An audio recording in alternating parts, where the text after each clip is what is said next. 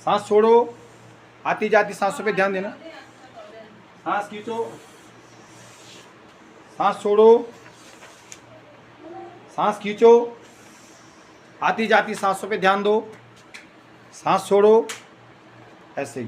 फिर सांस खींचो, सांस छोड़ो, सांस खींचो, सांस छोड़ो। अब आपने ध्यान करना है, कल दिन भर आपने घर में जो कुछ कार्य किए हैं उनका ध्यान करना है कि हमने कल दिन भर घर में क्या क्या किया। ध्यान करो, उन बातों का ध्यान करना है कि कल हमने दिन भर में क्या किया। ध्यान करो,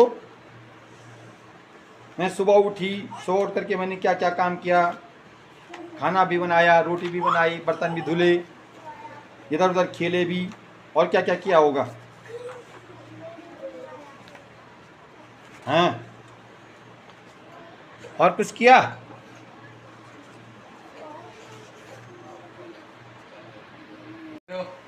आज की कहानी आनंदम की। सोनू राजकीय प्राथमिक विद्यालय में कक्षा 4 का विद्यार्थी था। ठीक, सोनू राजकीय प्राथमिक विद्यालय में कक्षा 4 का विद्यार्थी था। वह घर के सभी कामों को खुशी खुशी कर लेता था, है ना, तन्नू की तरह। लेकिन विद्यालय में वो हमेशा चुपचाप रहता था, अंशिका की तरह। गुरुजी उससे कुछ पूछते तो वह घबरा कर अपने अगल बगल झांकता। उसे लगता कि इतनी मेहनत करने पर भी उसे कुछ नहीं आता और वह निराश हो जाता। अब उसका मन पढ़ने में नहीं लगता था और अब तो वह स्कूल न आने के बहाने ढूंढने लगा। उसके परिवार वाले उसे ज़बरदस्ती स्कूल भेजते, पर आज तो गुरुजी स्वयं ही उसे लेने आए हैं। सोनू गुरुजी के साथ अनमना सा स्कूल की तरफ चला जा रहा था। अचानक एक जगह पर चींटियों की लंबी कतार देखकर दोनों रुक गए। सोनू ध्यानपूर्वक चींटियों को देख रहा था। उसे ऐसा करते देख गुरुजी ने सोनू से पूछा, आखिर ये चींटियाँ क्या कर रही हैं?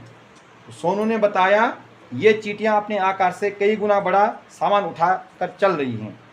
रास्ते में कई बार उसका सामान गिर रहा है, लेकिन चींटी फिर से उसे उठाकर ले जा रही है। सोनू को कुछ सोचता देख गुरुजी ने सोनू के सिर पर प्यार से हाथ फेरा। विद्यालय पहुंचकर सोनू उसी घटना के बारे में सोचता रहा। दूसरे दिन से सोनू समय पर विद्यालय आने लगा और कक्षा में गुरुजी द्वारा पूछे जा रहे प्रश्नों के उत्तर देने का प्रयास करने लगा था। है ना, कहानी समझ में आई? कहानी समझ में आई? जिसके आगे हाथ खड़े करो, सबके आगे होगी ना। एक बार दोबारा सुना दूं, दोबारा सुन लो। सोनू राजकीय प्राथमिक विद्यालय में कक्षा 4 का विद्यार्थी था। वह घर के सभी कामों को खुशी खुशी कर लेता था, लेकिन विद्यालय में वह हमेशा चुपचाप रहता था। गुरुजी उससे कुछ पूछते तो वह घबरा कर अपने अगल बगल झांकता। उसे लगता कि इतनी मेहनत करने पर भी उसे कुछ नहीं आता और वह निराश हो जाता। अब उसका मन पढ़ने में नहीं लगता था और अब तो वह स्कूल न आने के बहाने ढूंढने लगा। उसके परिवार वाले उसे ज़बरदस्ती स्कूल भेजते, पर आज तो गुरुजी स्वयं ही उसे लेने आए हैं। सोनू गुरुजी के साथ अनमना सा स्कूल की तरफ चला जा रहा था। अचानक एक जगह पर चींटियों की लंबी कतार देखकर दोनों रुक गए। सोनू ध्यानपूर्वक चींटियों को देखता रहा। उसे ऐसा करते देख गुरुजी ने सोनू से पूछा, आखिर ये चींटियाँ क्या कर रही हैं? सोनू ने बताया कि ये चींटियाँ अपने आकार से कई गुना बड़ा सामान उठाकर चल रही हैं। रास्ते में कई बार उसका सामान गिर रहा है, लेकिन चींटी फिर से उसे उठाकर ले जा रही है। सोनू को कुछ सोचता देख गुरुजी ने सोनू के सिर पर प्यार से हाथ फेरा। विद्यालय पहुंचकर सोनू उसी घटना के बारे में सोचता रहा। दूसरे दिन से सोनू समय पर विद्यालय आने लगा। वह कक्षा में गुरुजी द्वारा पूछे जा रहे प्रश्नों के उत्तर देने का प्रयास करने लगा। ठीक, तो अब इसमें प्रश्न है चर्चा के लिए, सोनू विद्यालय न आने के बहाने क्यों ढूंढने लगा था? हाँ हाँ हाँ, क्यों ढूंढ रहा था वो बहाने?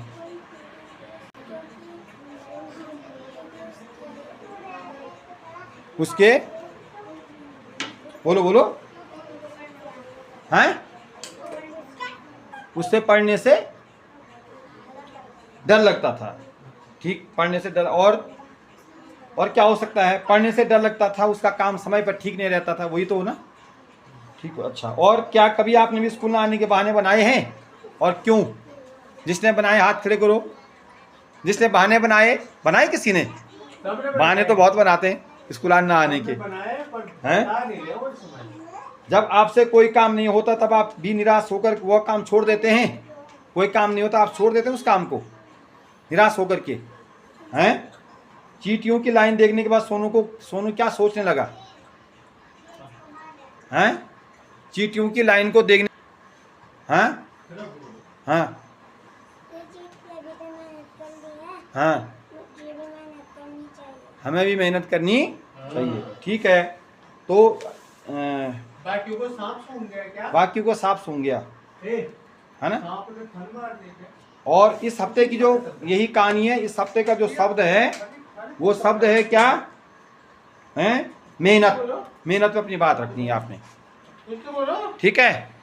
मेहनत पे क्या रखनी है? अपनी बात रखनी है।